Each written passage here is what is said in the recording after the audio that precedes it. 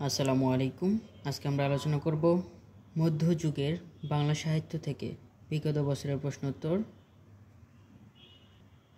যেগুলো খুবই important question এবং বাংলা সাহিত্য থেকে ঘুরে ফিরে একই ধরনের প্রশ্ন বিভিন্ন পরীক্ষায় এসে থাকে। তাই ভিডিওটি সম্পূর্ণ দেখতে থাকুন, চ্যানেলটি সাবস্ক্রাইব করে সাথে থাকুন। আর যারা ভিডিওটি ফেসবুক পেজ থেকে দেখছেন অবশ্যই ফেসবুক পেজটি ফলো দিয়ে সাথেই থাকুন। কোন সময়কে বাংলা সাহিত্যের অন্ধকার যুগ বলা হয়? বাংলা সাহিত্যের অন্ধকার যুগ বলা হয় 1201 থেকে 1350 খ্রিস্টাব্দকে অন্ধকার যুগ বলা হয়। মধ্যযুগের কাব্যধারার প্রধান ধারা কয়টি? মধ্যযুগের কাব্যধারার প্রধান ধারা হচ্ছে 4টি। শূন্য পুরাণ রচনা করেছেন রামাই পণ্ডিত। কোন শাসকদের সময়কে বাংলা সাহিত্যের অন্ধকার যুগ বলা হয়? বাংলা সাহিত্যের অন্ধকার যুগ বলা হয় তুর্কি শাসনামলকে। তুর্কি শাসনামলকে বাংলা সাহিত্যের অন্ধকার যুগ বলা হয়। কোন ঘটনার কারণে অন্ধকার যুগ শুরু হয়েছে বলে মনে করা হয়? অন্ধকার যুগ শুরু হয়েছে, তার ঘটনা হচ্ছে বক্তের খলজি বাংলার বিজয়ের কারণে। মধ্যযুগের সাহিত্য ধারা কেমন ছিল? মধ্যযুগের সাহিত্য ধারা ছিল ধর্মনির্ভর। ত্রয়োদশ শতকের সাহিত্যকর্ম কোনটি? সাহিত্যকর্ম এখানে শূন্য পুরাণ। শূন্য পুরাণ গ্রন্থটি মোট কয়টি অধ্যায়ে বিভক্ত? শূন্য পুরাণ মোট 51টি ভাগে বিভক্ত। খনার বচনের মূল ভাব কি? খনার বচনের মূল ভাব হচ্ছে শুদ্ধ জীবন যাপন রীতি। খনার খ্যাতির কারণ কি? খনার খ্যাতির কারণ হচ্ছে বচন। মধ্যযুগের কোন সাহিত্য কৃষিকাজের জন্য উপযোগী? কৃষিকাজের জন্য উপযোগী হচ্ছে ডাক ও খনার বচন। ডাক ও খনার বচন। খনার বচন কৃষি সংক্রান্ত। খনার বচন হচ্ছে কৃষি সংক্রান্ত। গঠন রীতিতে শ্রীকৃষ্ণ কীর্তন কাব্য মূলত নাটগীতি। শ্রীকৃষ্ণ কীর্তন কাব্যের রচয়িতা বা শ্রীকৃষ্ণ কীর্তন কাব্য কে রচনা করেন? বড়ু চণ্ডীদাস। শ্রীকৃষ্ণ কীর্তন কাব্যে বরারি কী ধরনের চরিত্র? বরারি হচ্ছে রাধাকৃষ্ণের প্রেমের দূতী। শ্রীকৃষ্ণ কীর্তন কাব্যটি আবিষ্কৃত হয় 1909 সালে, প্রকাশিত হয় 1916 সালে এবং চর্যাপদ আবিষ্কৃত হয় 1907 সালে এবং প্রকাশিত হয় 1916 সালে। দুটি শ্রীকৃষ্ণ কীর্তন কাব্য এবং চর্যাপদ প্রকাশিত হয় 1916 সালে, কিন্তু চর্যাপদ আবিষ্কৃত হয় 1907 সালে এবং শ্রীকৃষ্ণ কীর্তন আবিষ্কৃত হয় 1909 সালে। সবার উপর মানুষত্ব তাহার উপর নয় উক্তিটি করেছেন চণ্ডীদাস। মধ্যযুগের আদি নিদর্শন কোনটি? মধ্যযুগের আদি নিদর্শন শ্রীকৃষ্ণ কীর্তন কাব্য। শ্রী বসন্তরঞ্জন রায় শ্রীকৃষ্ণ কীর্তন কাব্যটি কোথা হতে উদ্ধার করেন? শ্রীকৃষ্ণ কীর্তন কাব্যটি উদ্ধার করেন বাঁকুড়ায় কাকিল্লা গ্রামের গোয়ালঘরের চালার নিচ থেকে। শ্রীকৃষ্ণ কীর্তন কাব্য কে আবিষ্কার করেন? আবিষ্কার করেন শ্রী বসন্তরঞ্জন রায়, কিন্তু চর্যাপদ আবিষ্কার করেন হরপ্রসাদ শাস্ত্রী। শ্রীকৃষ্ণ কীর্তন কাব্যের খণ্ড সংখ্যা 13টি। মধ্যযুগের প্রথম কবি হচ্ছে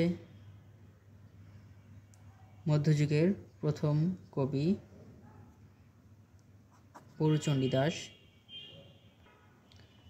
চণ্ডীদাস কোন যুগের কবি? চণ্ডীদাস হচ্ছে মধ্যযুগের কবি।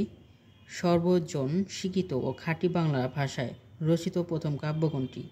খাঁটি বাংলায় সর্বজন স্বীকৃত ও খাঁটি বাংলা ভাষায় রচিত কাব্যগ্রন্থ হচ্ছে শ্রীকৃষ্ণ কীর্তন। মধ্যযুগের বাংলা সাহিত্যের শ্রেষ্ঠ নিদর্শন হচ্ছে শ্রীকৃষ্ণ কীর্তন, মধ্যযুগের শ্রেষ্ঠ সাহিত্যকর্ম। সবার উপরে মানুষত্ব, তাহার উপরে নাই, উক্তটি করেছেন চণ্ডীদাস। শ্রীকৃষ্ণ কীর্তন কাব্য কত সালে প্রকাশিত হয়? প্রকাশিত হয় 1916 সালে।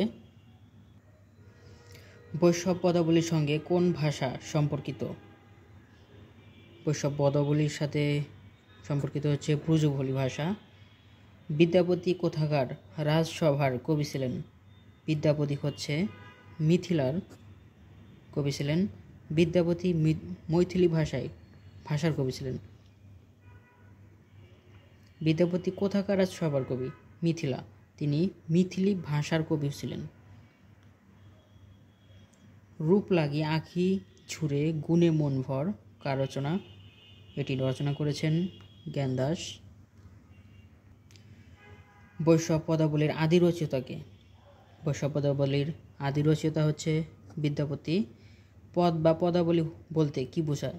পদ বা পদাবলী বলতে বোঝায় বৌদ্ধ বা বৈষ্ণবীয় ধর্মের গূঢ় বিষয়ে বিশেষ দৃষ্টি। সবার উপরে মানুষত্ব, তাহার উপর নাই, কে বলেছেন? এটি বলেছেন গুরু চণ্ডীদাস।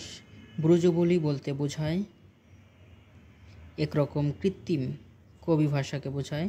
সইকে শুনাইল শ্যামনাম নাম পদটি রচয়িতা গুরু চণ্ডীদাস।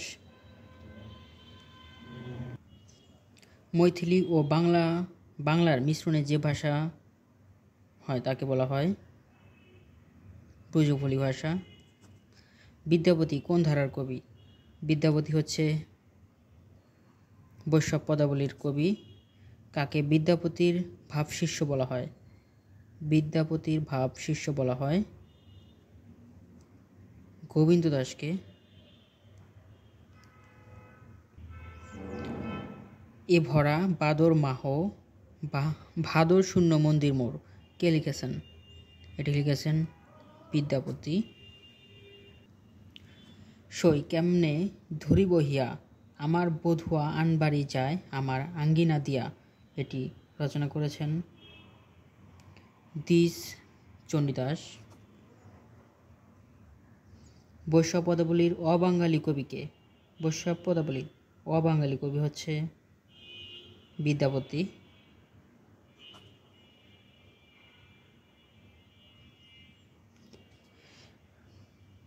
শৃঙ্গার রসকে বৈষ্ণব পদাবলীতে কি রস বলা হয়? মধুর রস বলা হয়। ব্রজবুলি একটি ভাষা। ব্রজবুলি ভাষা কি? ব্রজবুলি ভাষা হচ্ছে মথুরার ভাষা।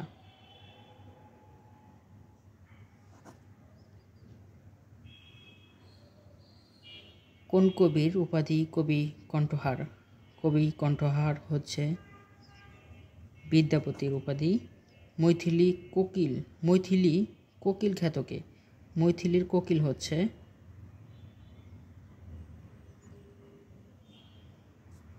মৈথিলির কোকিল বলা হয় বিদ্যাপতিকে। ব্রজবুলি ভাষার প্রবর্তককে? ব্রজবুলি ভাষার প্রবর্তক হচ্ছে বিদ্যাপতি। কোন কবি বাঙালি না হয়েও বাংলা সাহিত্যের স্বতন্ত্র স্থান দখল করে আছে?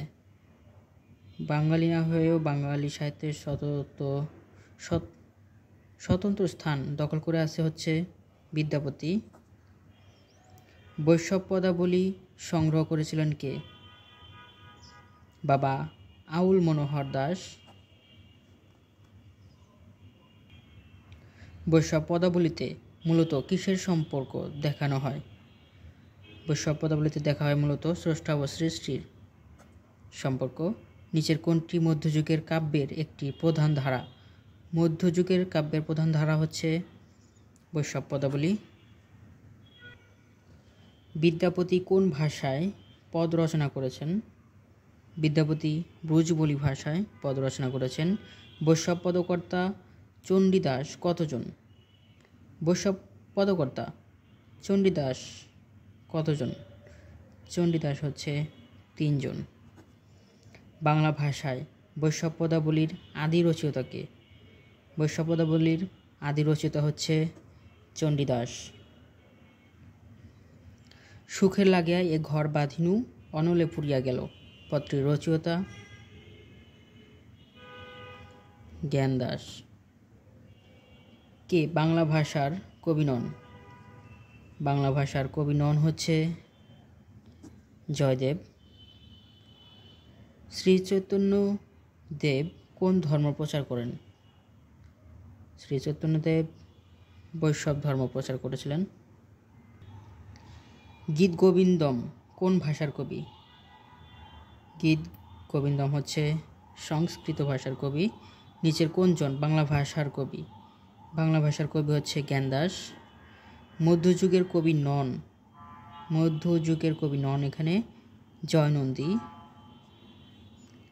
মধ্যযুগের কবি বড়ুচণ্ডী দাস, জ্ঞান দাস এবং গোবিন্দ দাস, এরা হচ্ছে মধ্যযুগের কবি। কোন উক্তিটি সঠিক? এখানে সঠিক উক্তি হচ্ছে বৈষ্ণব পদাবলীর ধারা ও কৃষ্ণের আকর্ষণ বিকর্ষণের বিচিত্রা অনুভূতি সম্বলিত এক প্রকার গান। বিদ্যাপতি মূলত কোন ভাষার কবি ছিলেন? বিদ্যাপতি হচ্ছে মৈথিলী ভাষার কবি ছিলেন। মঙ্গল কাব্যের কবি নন দাশু রায়। মঙ্গল কাব্যে কোন দেবতার প্রাধান্য বেশি? মঙ্গল কাব্যে হচ্ছে মনসা ও চণ্ডী দেবতার প্রাধান্য বেশি। মঙ্গল কাব্য কোন যুগের বাংলা সাহিত্যের নিদর্শন? মঙ্গল কাব্য হচ্ছে মধ্যযুগের বাংলা সাহিত্যের নিদর্শন। মধ্যযুগের সাহিত্যের সবচেয়ে উল্লেখযোগ্য শাখা কোনটি? উল্লেখযোগ্য শাখা হচ্ছে মঙ্গল কাব্য। মঙ্গল কাব্য রচনার মূলে উল্লেখিত কারণ কি? উল্লেখিত কারণ হচ্ছে স্বপ্নে দেবী কর্তৃক আদেশ লাভ।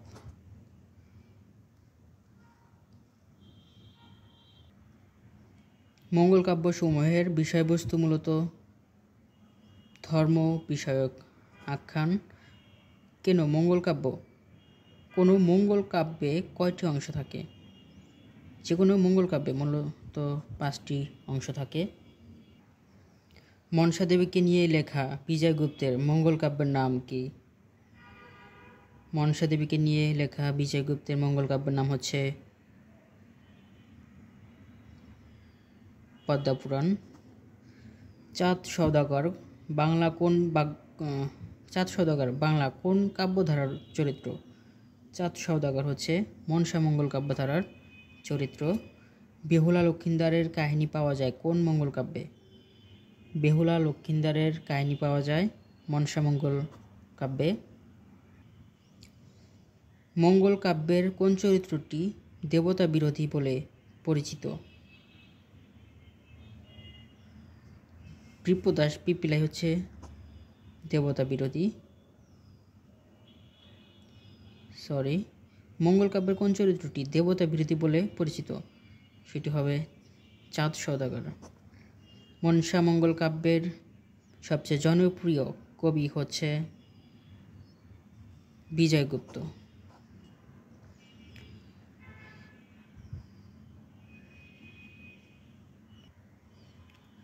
কোন দেবীর কাহিনী নিয়ে মনসা মঙ্গল কাব্য রচিত? মনসা মঙ্গল কাব্য রচিত মনসা দেবী নিয়ে। মনসা মঙ্গল কাব্যের আদি কবি হচ্ছে কানাহরি দত্ত। বিপ্রদাস পিপীলাই রচিত কাব্যের নাম হচ্ছে মনসা বিজয়।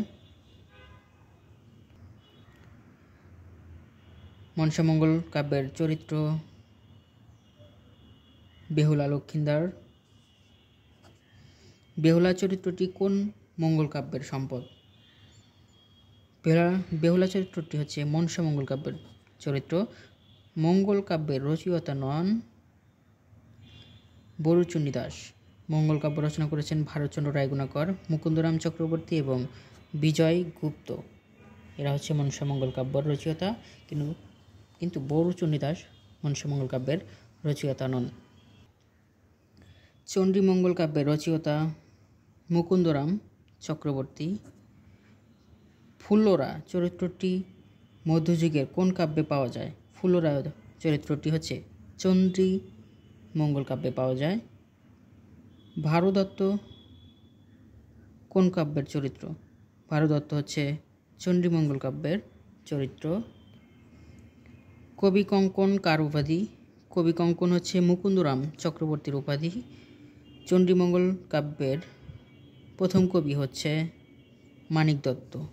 চণ্ডীমঙ্গল কাব্যের প্রথম কবি হচ্ছে মানিক দত্ত।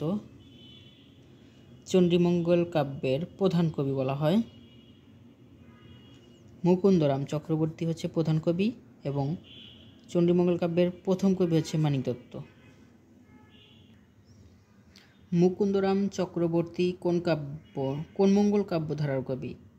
মুকুন্দরাম চক্রবর্তী হচ্ছে চণ্ডীমঙ্গল কাব্য ধারার কবি, তিনি প্রধান কবি বটে। মুকুন্দরাম চক্রবর্তী রচিত কাব্যগ্রন্থের নাম চণ্ডীমঙ্গল।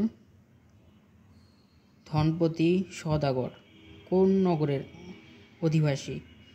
ধনপতি সওদাগর হচ্ছে উজানি নগরের অধিবাসী ছিলেন। চণ্ডীমঙ্গল কাব্যের প্রণেতা মুকুন্দরামের উপাধি হচ্ছে কবি কঙ্কন।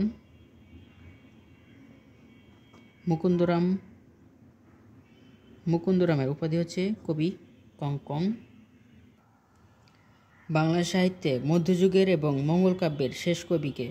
মধ্যযুগের এবং মঙ্গল কাব্যের শেষ কবি হচ্ছে ভারতচন্দ্র রায়গুণাকর হচ্ছে শেষ কবি। মধ্যযুগের এবং মঙ্গল কাব্যের শেষ কবি ভারতচন্দ্র রায়গুণাকর। মধ্যযুগের শেষ কবি ভারতচন্দ্র রায়গুণাকর কত সালে মৃত্যুবরণ করেন? তিনি মৃত্যুবরণ করেন 1760 সালে। ভারতচন্দ্র রায়গুণাকর কোন রাজসভার কবি ছিলেন? তিনি কৃষ্ণনগর রাজসভার কবি ছিলেন ভারতচন্দ্র রায়গুণাকর।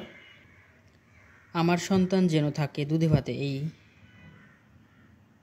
মনোবাঞ্ছিত কার? মনোবাঞ্ছটি কার? এটি হচ্ছে ঈশ্বর পাটনি। আমার সন্তান যেন থাকে দুধে ভাতে, এই উক্তিটি করেছেন ঈশ্বর পাটনি, কিন্তু এই উক্তিটি রচনা করেছেন হচ্ছে ভারতচন্দ্র রায়গুণাকর। আমার সন্তান যেন থাকে দুধে ভাতে লাইনটি নিম্নোক্ত একজনের কাব্যে পাওয়া যায়, সেই কাব্যটি হচ্ছে ভারতচন্দ্র রায়গুণাকরের। আমার সন্তান যেন থাকে দুধে ভাতে উক্তিটি কোন কাব্যের অন্তর্গত? এটি হচ্ছে অন্নদামঙ্গল কাব্যের অন্তর্গত। উক্তিটি করেছেন ঈশ্বর পাটনি, লিখেছেন ভারতচন্দ্র রায়গুণাকর। মধ্যযুগের শ্রেষ্ঠ কবি হলেন ভারতচন্দ্র রায়গুণাকর, মধ্যযুগের শ্রেষ্ঠ কবি। কবি ভারতচন্দ্রকে রায়গুণাকর উপাধি দিয়েছিলেন কে? এই উপাধিটি দিয়েছিলেন হচ্ছে রাজা কৃষ্ণচন্দ্র। ভারতচন্দ্র রায়গুণাকর কোন কাব্য রচনা করেন? তিনি রচনা করেন অন্নদামঙ্গল কাব্য। বড়র প্রীতি বালির বাঁধ, ক্ষণেক হাতে ধরি ক্ষণেক চাঁদ, চরণ দুটি কার রচনা? এটি রচনা করেন ভারতচন্দ্র রায়গুণাকর। মানসিংহ ভবানন্দ উপাখ্যান কার রচনা? এটি রচনা করেন ভারতচন্দ্র রায়গুণাকর। ভরসুট পরগনার পান্ডুয়া গ্রামের জন্মগ্রহণ করেন ভারতচন্দ্র রায়গুণাকর। ভরসুট পরগনার পান্ডুয়া গ্রামে জন্মগ্রহণ করেন হচ্ছে ভারতচন্দ্র রায়গুণাকর। অন্নদামঙ্গল কাব্যের কোন যুগের কাব্য? অন্নদামঙ্গল কাব্য কোন যুগের কাব্য? এটি হচ্ছে মধ্যযুগের কাব্য। অন্নদামঙ্গল কাব্য এটি রচনা করেছেন ভারতচন্দ্র রায়গুণাকর এবং এই গ্রন্থে পাওয়া যায় ঈশ্বর পাটনির একটি উক্তি, যে উক্তিটি হচ্ছে আমার সন্তান যেন থাকে দুধে ভাতে, এটি ঈশ্বর পাটনি করেছেন, লিখেছেন ভারতচন্দ্র রায়গুণাকর। বাংলা সাহিত্য থেকে ঘুরে ফিরে একই ধরনের প্রশ্ন বিভিন্ন পরীক্ষা আসে, তাই এগুলো দেখলেই আপনি 100% কমন পাবেন। দেখতে থাকুন। চ্যানেলটি সাবস্ক্রাইব করে সাথে থাকুন। যারা ভিডিওটি ফেসবুক পেজ থেকে দেখছেন তারা অবশ্যই ফেসবুক পেজটি ফলো দিয়ে সাথে থাকবেন। কোন কবি ধর্মমঙ্গল কাব্যের প্রণেতা? ধর্মমঙ্গল কাব্যের প্রণেতা হচ্ছে রূপরাম চক্রবর্তী। ধর্মমঙ্গল কাব্যধারার প্রথম কবি হচ্ছে ময়ূর ভট্ট। হাকন্দ পুরাণ গ্রন্থটি রচয়িতা, হাকন্দ পুরাণ এটি লিখেছেন হচ্ছে ময়ূর ভট্ট। ধর্মমঙ্গল কাব্যের অষ্টাদশ শতকের শ্রেষ্ঠ কবি হচ্ছে ঘনরাম চক্রবর্তী। মধ্যযুগের বাংলা সাহিত্যে কোন ধর্ম প্রচারকের প্রভাব অপরিসীম? চৈতন্যদেবের। চৈতন্য জীবনী কাব্যের শ্রেষ্ঠ কবি হচ্ছে কৃষ্ণদাস কবিরাজ। করচা শব্দের সমর্থক শব্দ হচ্ছে রোজনামচা। অহিংসা পরম ধর্ম কোন ধর্মের মূলমন্ত্র? এটি বৌদ্ধ ধর্মের মূলমন্ত্র।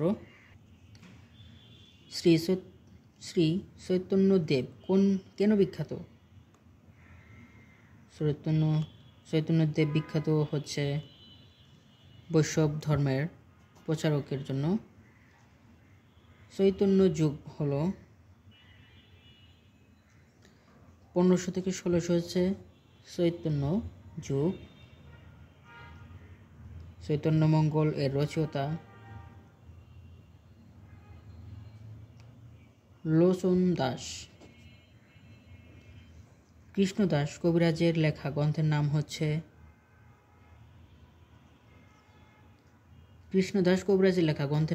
শ্রী চৈতন্য চারিতামৃত। বাংলা সাহিত্যের কোন যুগকে সুবর্ণ যুগ বলা হয়? সুবর্ণ যুগ বলা হয় চৈতন্য পরবর্তী যুগকে সুবর্ণ যুগ বলা হয়। প্রাক চৈতন্য যুগ হলো 1201 থেকে 1500 হচ্ছে প্রাক চৈতন্য যুগ, আর 1500 থেকে 1600 হচ্ছে চৈতন্য যুগ।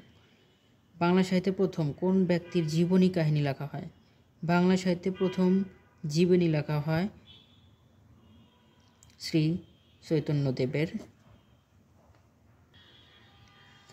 শ্রী চৈতন্যদেবের জীবনী ভিত্তিক প্রথম কাহিনী কাব্য কে রচনা করেন? জীবনী ভিত্তিক কাহিনী কাব্য রচনা করেন প্রথম বৃন্দাবন দাস। জীবনী কাব্য রচনার জন্য বিখ্যাত হচ্ছে বৃন্দাবন দাস। জীবনী সাহিত্য ধারা গড়ে ওঠে কাকে কেন্দ্র করে? শ্রী চৈতন্যদেবকে কেন্দ্র করে জীবনী সাহিত্য গড়ে ওঠে। দ্রৌপদী হচ্ছে মহাভারতের 5 ভাইয়ের একক স্ত্রী। পরাগলি মহাভারত খ্যাত গ্রন্থের অনুবাদকের নাম হচ্ছে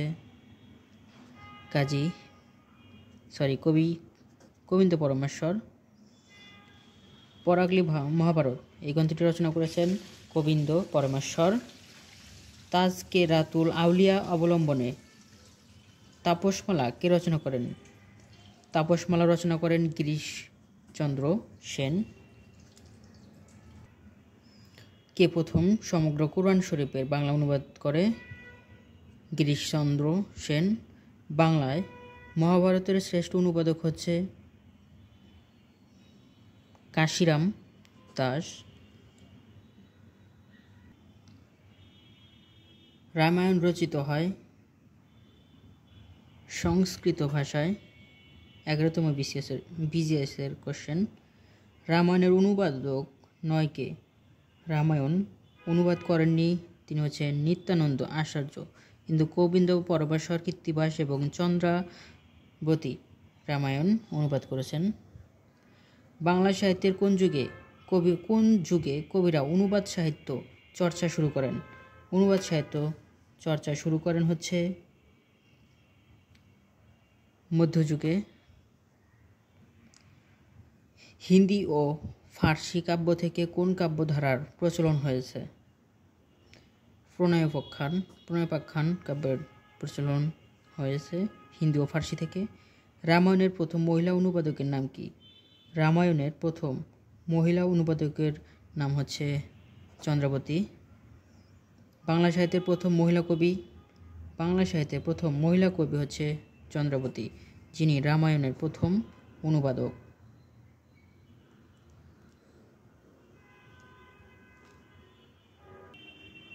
মধ্যযুগের কবি চন্দ্রাবতীর পিতার নাম হচ্ছে দ্বিজ বংশীদাস। রামায়ণ কে রচনা করেন? রামায়ণ রচনা করেন বাল্মীকি। কৃত্তিবাসের রামায়ণ কত সালে শ্রীরামপুর মিশনে ছাপা হয়? রামায়ণ ছাপা হয় 1802 থেকে 1803 সালে। কৃত্তিবাসের রামায়ণ ছাপা হয় শ্রীরামপুর মিশনে।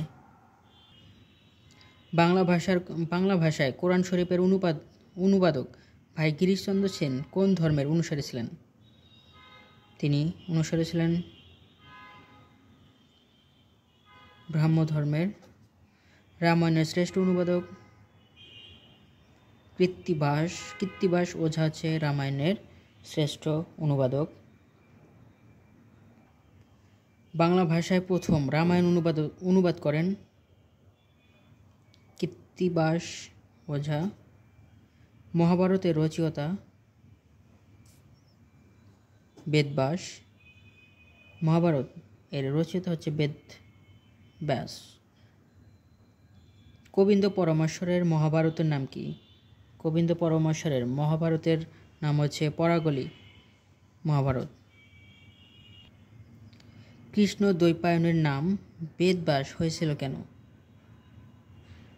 কারণ হচ্ছে বেদ এর ব্যাখ্যা প্রদান করেছিলেন বলে বেদব্যাস তার নামকরণ করা হয় কৃষ্ণ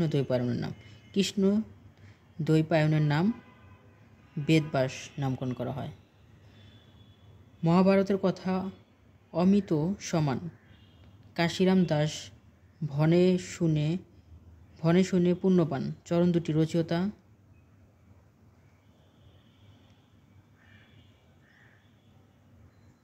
কাশিরাম দাস। মহাভারতের প্রথম অনুবাদক কে? মহাভারত প্রথম অনুবাদ করে গোবিন্দ পরমেশ্বর। মহাভারতের সবচেয়ে বিখ্যাত ও জনপ্রিয় অনুবাদক কে? সবচেয়ে জনপ্রিয় অনুবাদক হচ্ছে কাশিরাম দাস। শ্রীকৃষ্ণ বিজয়ের রচয়িতা কে? শ্রীকৃষ্ণ বিজয়ের রচয়িতা মালাধর বসু। হিন্দু ধর্মের পবিত্র ধর্মগ্রন্থ ভাগবত বাংলায় অনুবাদ করেন কে? মালাধর বসু। সীতা কোন মহাকাব্যের চরিত্র? সীতা হচ্ছে রামায়ণের চরিত্র।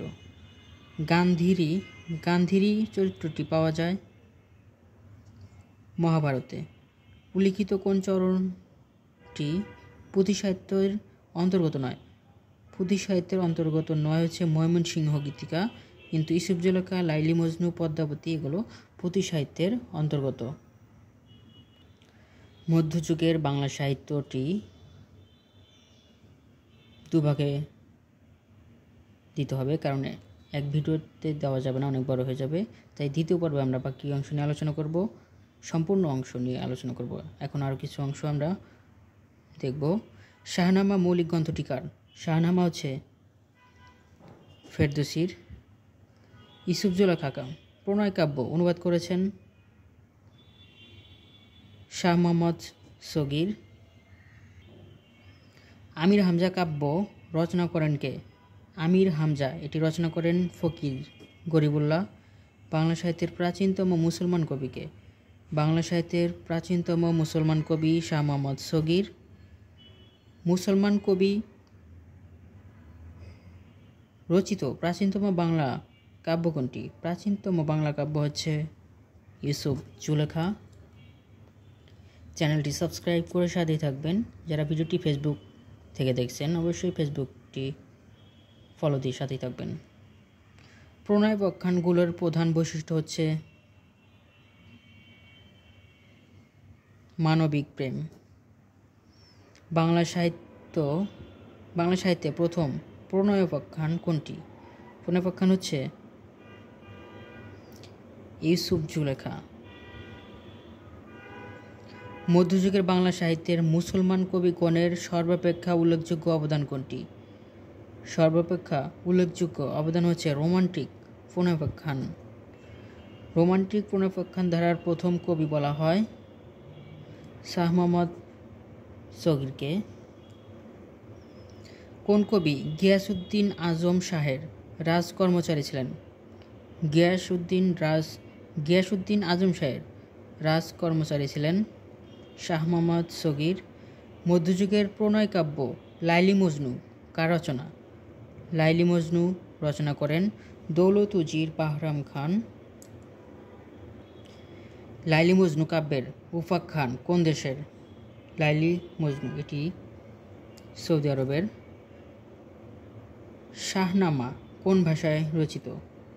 শাহনামা হচ্ছে ফার্সি ভাষায় রচিত। শাহনামা কোথাকার মহাকাব্য? শাহনামা হচ্ছে পারস্যর মহাকাব্য। যেসব বঙ্গত জন্ম হিংসে বঙ্গবাণী, সেসব কাহার জন্ম নির্ণয় ন জানি। এই পঙ্কোক্তিটি কার রচনা? এটি হচ্ছে আব্দুল হাকিমের রচনা।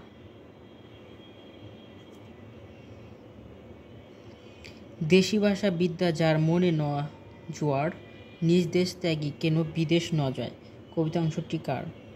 এটি রচয়িতা হচ্ছে কবি আব্দুল হাকিম।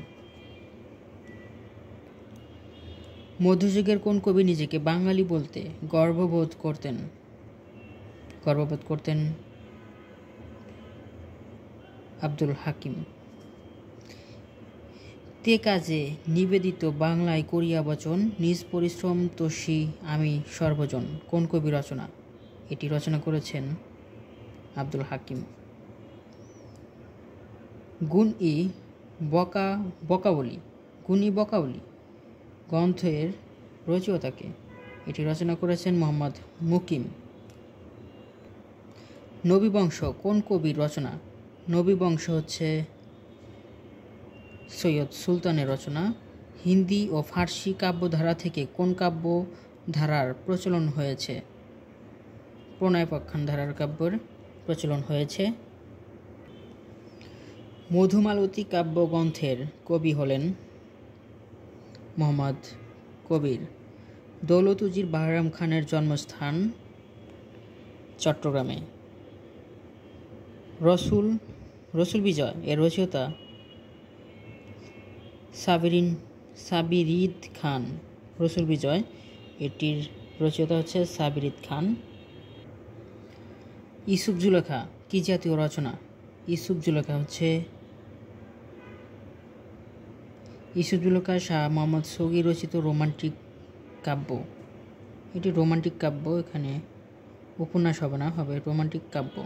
ইউসুফ জুলেখা কাব্য রচনা করেন শাহ মোহাম্মদ সগীর। চ্যানেলটি সাবস্ক্রাইব করে সাথেই থাকবেন। ভিডিওটি যারা ফেসবুক থেকে দেখছেন অবশ্যই ফেসবুক পেজটি ফলো দিয়ে সাথেই থাকুন। দৌলত উজির বাহরাম খান সাহিত্য সৃষ্টির কার পৃষ্ঠপোষকতা লাভ করেন? জমিদার নিজাম শাহের। দৌলত উজির বাহরাম খান কোন অঞ্চলের অধিবাসী ছিলেন? দৌলত উজির বাহরাম খান ছিলেন চট্টগ্রামের অঞ্চলের বাসিন্দা। আরাকানে কখন সমৃদ্ধ সাহিত্য সৃষ্টি হয়েছিল? আরাকানে সমৃদ্ধ সাহিত্য সৃষ্টি হয়েছিল সপ্তদশ শতকে। বাংলা সাহিত্যে আরাকানকে কী নামে অভিহিত করা হতো? আরাকানকে অভিহিত করা হতো রোসাঙ্গ নামে। লৌকিক কাহিনীর প্রথম রচয়িতাকে? লৌকিক কাহিনীর প্রথম রচয়িতা হচ্ছে দৌলত কাজী। আরাকান রাজসভার প্রথম বাঙালি কবি দৌলত কাজী। সতী ময়না ও লোরচন্দ্রানী কাব্যটির রচয়িতা দৌলত কাজী। সতী ময়না ও লোরচন্দ্রানী এই দুটি রচয়িতা দৌলত কাজী। চন্দ্রাবতী কি? চন্দ্রাবতী হচ্ছে কাব্য। কাশিমের লড়াই গ্রন্থটির রচয়িতা শেরবাজ।